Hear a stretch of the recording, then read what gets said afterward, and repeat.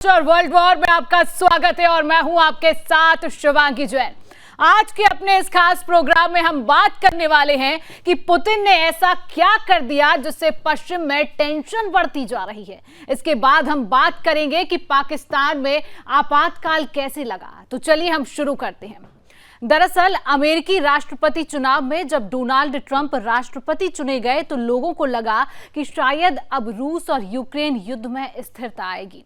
फिलहाल स्थितियां तो ऐसी नहीं दिख रही हैं। रूस के राष्ट्रपति व्लादिमीर पुतिन और खतरनाक होते जा रही हैं। वर्तमान स्थितियों को देखते रूस और यूक्रेन युद्ध अब नया मोड़ लेते दिख रहा है। राष्ट्रपति पुतिन ने यूक्रेन के खिलाफ युद्ध में उपयोग के लिए हाइपरसोनिक मिसाइलों के बड़े पैमाने पर उत्पादन का आदेश दिया है। रूस की नई इंटरमीडिएट मिसाइल के हमले के बाद पश्चिमी देशों में तनाव पैदा हो गया है। इसके चलते यूक्रेन और नाटो के बीच 26 नवंबर को इमरजेंसी बैठक होगी। यह बैठक जेलेंस्की की अपील पर हो रही है। बैठक ऐसे वक्त में हो रही है जब 33 महीनों से जारी जंग में पहली बार रूस ने यूक्रेन के निप्रो शहर पर हाइपरसोनिक बैलिस्टिक मिसाइल से हमला किया है। वहीं यूक्रेन ने रूस पर पश्चिमी देशों से मिले खतरनाक हथियार दागे हैं। इस बीच रूसी राष्ट्रपति पुतिन ने ऑरिस्ट्रिक मिसाइलों की ज्यादा टेस्टिंग करने की धमकी दी है। उन्होंने रूसी मिलिट्री प्रमुखों के साथ बैठक में यह बात कही। आपको बता दें कि रूस ने गुरुवार को ही यूक्रेन के निप्रो शहर पर एक इंटरमीडिएट मिसाइल को दागा था। रूसी राष्ट्रपति व्लादिमीर पुतिन ने इसे मिसाइल्स का टेस्ट बताया था। दरअसल 18 नवंबर को बाइडेन ने यूक्रेन को रूस पर अमेरिकी हथियारों से हमला करने की मंजूरी दी थी। इसके बाद दोनों पक्षों के बीच संघर्ष बढ़ गया है। इस बीच यूक्रेन के राष्ट्रपति वोलोदिमीर जेलेंस्की ने कहा कि रूसी मिसाइल के खतरों के बीच वे कोशिश कर रहे हैं कि मित्र देशों से अपडेटेड एयर डिफेंस सिस्टम मिल सके। जेलेंस्की ने कहा है कि निप्रो शहर पर रूस की नई बैलिस्टिक मिसाइल से हमला यह बताता है कि रूस युद्ध को और गंभीर करना चाहता है। कई रिपोर्ट्स में यह दावा किया गया कि जेलेंस्की अमेरिकी terminal high altitude area defence हासिल करना चाहते हैं या अपने patriot anti ballistic missile defence system को अपग्रेड करना चाहते हैं। टीवी स्क्रीन पर ग्राफिक्स के जरिए यह जानकारी भी दे रही है कि आखिरकार आप ठीक मेरे पीछे देख सकते हैं कि अमेरिका ने 7 जगह थार्ड सिस्टम जो है मिसाइल सिस्टम वो 7 जगह पर लगाया। ये रोमानिया पर ये सिस्टम लगाया गया, उसके बाद तुर्की पर ये सिस्टम लगाया गया, दक्षिण कोरिया में ये सिस्टम लगा है, गुआम में ये सिस्टम जो है वो अपडेट किया गया, गुआम में ये मिसाइल का जो सिस्टम है वो लगाया गया, इजराइल में मिसाइल सिस्टम लगाया गया, यूएई में भी मिसाइल सिस्टम लगाया गया और उसके बाद हवाई। ये अमेरिका ने 7 जगह अपना थर्ड मिसाइल सिस्टम जो है वो लगाया और ये वो 7 जगह हैं जो हम आप तक पहुंचा रही हैं। रोमानिया में ये जो सिस्टम है मिसाइल सिस्टम वो लगाया गया है, तुर्की में मिसाइल सिस्टम लगाया गया, दक्षिण कोरिया में मिसाइल सिस्टम लगाया गया, गुआम में मिसाइल सिस्टम लगाया गया, उसके बाद यूएई में मिसाइल सिस्टम लगाया गया, इजराइल में मिसाइल सिस्टम लगाया गया और हवाई। ये वो 7 जगह हैं जहां पर अमेरिका ने थर्ड मिसाइल सिस्टम जो है वो लगाया है। ये 7 जगह हमने आप तक पहुंचाई और ग्राफिक्स के जरिए समझाने की भी कोशिश करी है कि ये वो कौन सी जगह है जहां पर अमेरिका ने थर्ड मिसाइल सिस्टम जो है वो लगाया और ये वो जगह है, ये वो जो 7 जगह हैं जहां पर अमेरिका ने थर्ड मिसाइल सिस्टम को लगाया। रोमानिया हो गया, तुर्की, दक्षिण कोरिया, यहां पर मिसाइल सिस्टम लगाया गया। Terminal high altitude area defence यानी कि third mobile anti ballistic missile system, इसको भी समझने की कोशिश हम करेंगे। इस्तेमाल जो है वो उसका 2008 में किया गया। इसके निर्माता जो है वो लॉकहीड मार्टिन इसके निर्माता हैं। अगर हम इसके वजन की बात करते हैं तो 900 ग्राम जो है इस बैलिस्टिक मिसाइल सिस्टम का वजन जो है वो बताया जाता है। इसकी लंबाई पर एक नजर डालते हैं तो लंबाई इसकी 6.17 है। सिंगल अगर हम बात करते हैं तो ये स्टेज रॉकेट इंजन बताया जाता है। ये सिंगल स्टेज रॉकेट सिस्टम है और डिफेंस रेंज इसकी 200 किलोमीटर है। इसकी जो डिफेंस रेंज है वो 200 किलोमीटर है। ये तमाम ग्राफिक्स के जरिए जानकारी हम आप तक पहुंचा रहे हैं कि mobile anti ballistic missile system जो है उसका इस्तेमाल कब किया गया, तो 2008 में उसका इस्तेमाल किया गया और इस मिसाइल सिस्टम के जो निर्माता हैं वो लॉकहीड मार्टिन है। वजन इसका 900 ग्राम बताया जाता है, लंबाई इसकी 6.17 मीटर बताई जाती है। सिंगल स्टेज रॉकेट इंजन ये है। और डिफेंस रेंज की अगर हम बात करते हैं तो 200 किलोमीटर इसकी डिफेंस रेंज है। ये तमाम ग्राफिक्स के जरिए जानकारी पहुंचा रही है कि third mobile anti ballistic missile, इसकी वो जो डिटेल है कि इसका इस्तेमाल जो है इस मिसाइल सिस्टम का कब किया गया, तो 2008 में इस मिसाइल सिस्टम का इस्तेमाल किया गया है। 2008 में ये मिसाइल सिस्टम आया, 2008 में इसका इस्तेमाल जो है वो शुरू किया गया। और इसको लाने वाली यानी कि इस मिसाइल सिस्टम के जो निर्माता हैं वो लॉकहीड मार्टिन है, जिन्होंने इस मिसाइल सिस्टम को लाया, इसको बनाया। इसके जो निर्माता हैं, इस मिसाइल सिस्टम के वजन पर एक बार हम नजर डालते हैं कि ये जो मिसाइल सिस्टम है इसका वजन क्या है। तो 900 ग्राम इस मिसाइल सिस्टम का वजन बताया जाता है। डिफेंस रेंज की अगर हम बात कर लें तो 200 किलोमीटर इस मिसाइल सिस्टम की रेंज बताई जाती है कि 200 किलोमीटर तक का रेंज जो है ये तय कर सकती है। और इसकी जो लंबाई है वो 6.17 मीटर। और आप यहां पर तस्वीर भी देख सकते हैं कि mobile anti ballistic missile system यानी कि terminal high altitude area defence third, ये वही मिसाइल है। ये तस्वीर हम आप तक पहुंचा रही हैं। तो आपने समझा कि थार्ड मिसाइल सिस्टम क्या है। अब हम बात करेंगे अगली खबर की। तो आप तस्वीरें देख सकते हैं कि 5 दिन में रूस यूक्रेन जो जंग है वो कब कब हुआ, कहां हुआ, कैसे हुआ, इसकी जानकारी भी हम आप तक पहुंचाएंगे। 5 दिन में रूस यूक्रेन जंग में क्या क्या हुआ है आप देख रहे हैं। सबसे पहली जानकारी हम 18 नवंबर की आप तक पहुंचाएंगे कि ये जो मिसाइल है इस पर क्या क्या हुआ है। रूस यूक्रेन जंग जो हुई उसमें क्या हुआ। 19 नवंबर को यूक्रेन ने रूस पर हमला किया। ये तमाम जानकारी हम आप तक पहुंचा रहे हैं ग्राफिक्स के जरिए। और आप देखिए 19 नवंबर की अगर हम बात करते हैं तो पुतिन ने न्यूक्लियर हथियार से जुड़े नियमों में बदलाव किया है। 19 नवंबर की बात करें तो पुतिन ने न्यूक्लियर हथियार से जो है वो बदलाव यहां पर किया गया। 19 नवंबर की हमने बात की कि जब रूस में जो जंग थी उसमें क्या हुआ। 20 नवंबर पर नजर डालते हैं तो यूक्रेन ने ब्रिटिश शैडो क्रूज मिसाइलों से जो है वो हमला किया गया। तमाम जानकारी यहां तक हम आप तक पहुंचा रही हैं।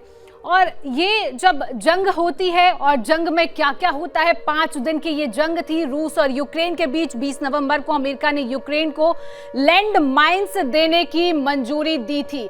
जी हां, 20 नवंबर की बात करें तो अमेरिका ने यूक्रेन को लैंड माइंस देने की जो है वो मंजूरी यहां पर दी गई। जब 5 दिनों में ये जंग हुई, 5 दिन में उस जंग में क्या हुआ। 20 नवंबर को जो है 4 देशों ने कीव में दूतावास जो है वो बंद कर दिए गए थे। जी हां, देशों ने कीव में दूतावास जो है वो बंद कर दिए गए। ये तमाम जानकारी कि जब 5 दिन में रूस और यूक्रेन के बीच जो जंग हुई है उन 5 दिनों में क्या हालात बने हैं और क्या हुआ है। 21 नवंबर पर नजर डालते हैं तो रूस ने यूक्रेन पर मिसाइल टेस्टिंग की थी। जी हां, जो रूस है उसने यूक्रेन पर जो है मिसाइल टेस्टिंग की। 21 नवंबर की ये बात है जब रूस ने यूक्रेन पर मिसाइल की टेस्टिंग की कि क्या इस मिसाइल की जो टेस्टिंग की जाती है। 22 नवंबर की बात करें तो यूक्रेन की संसद ने कीव पर रूसी मिसाइल हमले के खतरे को देखते हुए शुक्रवार के सत्र को रद्द कर दिया। शुक्रवार का जो सत्र था वो रद्द कर दिया गया है। और ये 22 नवंबर की बात हमने की है। जब 5 दिन ये जो जंग चली है रूस और यूक्रेन की जंग, उस बीच क्या हुआ। 22 नवंबर को रूसी राष्ट्रपति जो है ने मिसाइल का परीक्षण जारी रखने का ऐलान किया। जो मिसाइल का परीक्षण है उसको जारी रखा जाएगा कि मिसाइल कैसे काम करेगी, उसका परीक्षण लिया जाएगा। तो इसका आदेश दिया गया रूसी राष्ट्रपति की तरफ से, इस मिसाइल का परीक्षण किया जाएगा और मिसाइल का परीक्षण जारी रखा जाएगा। इसका ऐलान रूसी राष्ट्रपति की तरफ से किया गया। तो ग्राफिक्स के जरिए हम आप तक ये पूरी जानकारी समझाने का प्रयास कर रही हैं कि अब आप देख सकते हैं नया मोड़ लेते दिख रहा है रूस और यूक्रेन युद्ध। एक रूस और यूक्रेन युद्ध के बीच एक नया मोड़ देखने को मिल रहा है। नया मोड़ देखने को मिल रहा है रूस और यूक्रेन के बीच। जो 5 दिन में जो जंग हुई उसमें क्या क्या हुआ और अब जो युद्ध है ये आगे क्या मोड़ लेगा और आगे जो मोड़ होगा उसमें क्या होगा, किस तरीके से ये युद्ध है वो आगे का मोड़ लेगा। ये तमाम तस्वीरें हम आपके टीवी स्क्रीन के जरिए, ग्राफिक्स के जरिए आप तक पहुंचाने की कोशिश करें। यूक्रेन को तबाह करने की तैयारी में जो है वो पुतिन जुटा हुआ है। ये तस्वीर, पुतिन ने हाइपरसोनिक मिसाइलों के उत्पादन की हरी झंडी दी है। जी हाँ, पुतिन ने हाइपरसोनिक मिसाइलों के उत्पादन को लेकर हरी झंडी दी गई। यूक्रेन को तबाह करने की तैयारी में पुतिन लगातार बना हुआ है। है, जिसको लेकर पुतिन ने हाइपरसोनिक मिसाइलों को लेकर हरी झंडी यहां पर दी गई है। और ये जो जंग रही, उस जंग में एक नया मोड़ लेता हुआ दिखाई दिया। हाइपरसोनिक मिसाइलों के बड़े पैमाने पर उत्पादन का भी आदेश दिया गया है। जो हाइपरसोनिक मिसाइलें हैं, उनका बड़ा पैमाना, उनका उत्पादन कैसे होगा, उनका उत्पादन होगा तो उसका आदेश भी जो है वो दिया गया। हाइपरसोनिक मिसाइलों के बड़े पैमाने पर उत्पादन का आदेश भी इसको लेकर जारी किया गया, कि आदेश दिया गया हाइपरसोनिक मिसाइलों का को लेकर हम युद्ध की किसी भी परिस्थिति के लिए तैयार हैं। पुतिन की तरफ से ये बात सामने आती है कि युद्ध की किसी भी परिस्थिति हो, कैसी भी परिस्थिति हो, उसके लिए पुतिन जो है वो तैयार है। ये बात सामने आई कि जब युद्ध की बात हो रही तो युद्ध जो है वो एक नया मोड़ लेता हुआ दिखाई दिया। और उसके बाद एक बात सामने आती है पुतिन की तरफ से कि किसी भी तरह का युद्ध हो, कैसी भी परिस्थिति हो, उस युद्ध में हम युद्ध के लिए तैयार हैं। पुतिन की तरफ से ये बात सामने आई है। तो ये जो है एक नया मोड यहां पर दिखाई दिया। अब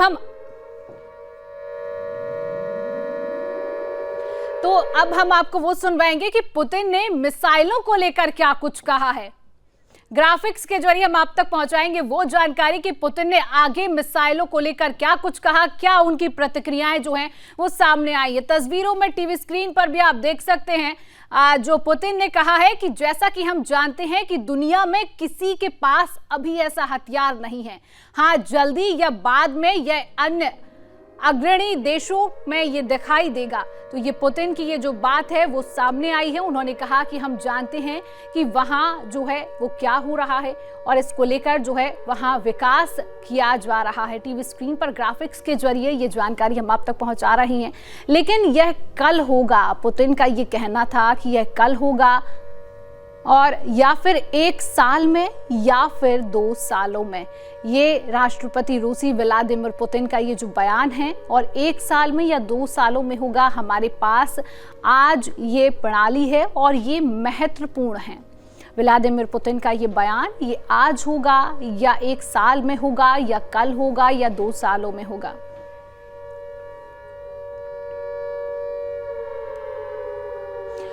और पुतिन ने ये, व्लादिमीर पुतिन, राष्ट्रपति रूसी व्लादिमीर पुतिन ने कहा कि ये जो मिसाइलें हैं वो हम दागते रहेंगे और ये महत्वपूर्ण है। उन्होंने कहा, मैं ये भी कहना चाहूँगा कि आज दुनिया में ऐसी मिसाइल का मुकाबला करने और उसे रोकने का कोई साधन नहीं है।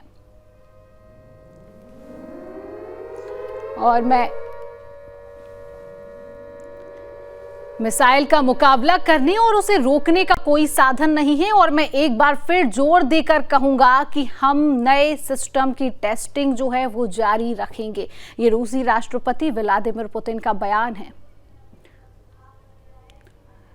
देखिए, राष्ट्रपति रूसी व्लादिमीर पुतिन ने साफ कर दिया है कि जो टेस्टिंग है मिसाइलों की वो उनकी तरफ से जारी रखी जाएगी। और किसी भी तरह के युद्ध के लिए पुतिन जो है वो तैयार है। इसकी जानकारी हम पहले भी आप तक पहुंचा चुके हैं कि किसी भी तरह की परिस्थिति हो युद्ध की, व्लादिमीर पुतिन ने इस बात को लेकर साफ कर दिया है कि कैसी भी स्थिति हो उसको लेकर व्लादिमीर पुतिन स्थिति के लिए और युद्ध के लिए हासिल करना चाहते हैं या अपने patriot anti ballistic missile defence system को अपग्रेड करना चाहते हैं। तो इसके बाद अब हम बात करेंगे अगली खबर की, जो कि पाकिस्तान के पूर्व प्रधानमंत्री इमरान खान की पार्टी पाकिस्तान तहरीक-ए-इंसाफ के प्रदर्शन के मद्देनजर इस्लामाबाद को छावनी में तब्दील कर दिया गया है। पाकिस्तान सरकार ने इस्लामाबाद की ओर जाने वाले राजमार्गों को शनिवार को ही बंद कर दिया था। इसके अलावा इंटरनेट और मोबाइल सेवाओं को आंशिक रूप से निलंबित कर दिया है। सार्वजनिक परिवहन पर रोक लगा दी है और महत्वपूर्ण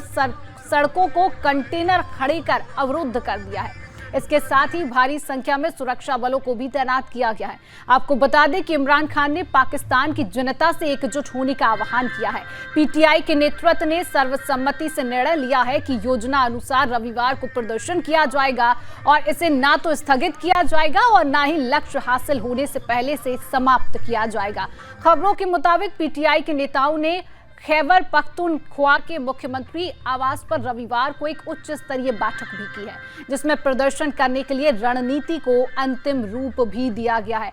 तो इमरान खान से खौफजदा पाकिस्तान सरकार है क्या? छावनी में क्यों तब्दील हुआ इस्लामाबाद? उसकी तस्वीरें लगातार टीवी स्क्रीन पर हम आप तक पहुंचा रही हैं, जहां पर पीटीआई के नेताओं ने भी मुख्यमंत्री आवास पर रविवार को एक उच्च स्तरीय बैठक की है, जिसमें प्रदर्शन करने के लिए रणनीति को जो है वो अंतिम रूप दिया गया है, जिसकी तस्वीरें लगातार टीवी स्क्रीन पर है कि किस तरीके से लोग यहां पर प्रदर्शन कर रहे हैं। इमरान खान ने पाकिस्तान की जनता से एकजुट होने का आह्वान कर दिया है और ग्राफिक्स के जरिए हम इसको समझेंगे कि जिन्ना लैंड में आर पार जो है वो दिखाई दे रहा है। प्रदर्शन रोकने के लिए शहबाज सरकार ने इलाके को सीलबंद कर दिया है, जो इलाका है उसको सीलबंद करने के लिए कहा गया है। इस्लामाबाद की 37 सड़कों पर बड़े बड़े कंटेनर जो है वो रख दिए गए हैं, साथ ही बड़ी संख्या में सुरक्षा बलों की तैनाती भी कर दी गई है। इसको लेकर इस्लामाबाद और रावलपिंडी में इंटरनेट मोबाइल सेवाओं पर भी रोक लगा दी गई है। इमरान खान की पार्टी पीटीआई का इस्लामाबाद में विरोध प्रदर्शन लगातार हो रहा है। प्रदर्शन रोकने के लिए शहबाज सरकार ने इलाके को सीलबंद कर दिया है। फिलहाल वक्त एक छोटे से ब्रेक का, कहीं मत जाइएगा। ब्रेक के उस पार हम आपको दिखाएंगे जिहाद से जुड़ी बड़ी खबरें।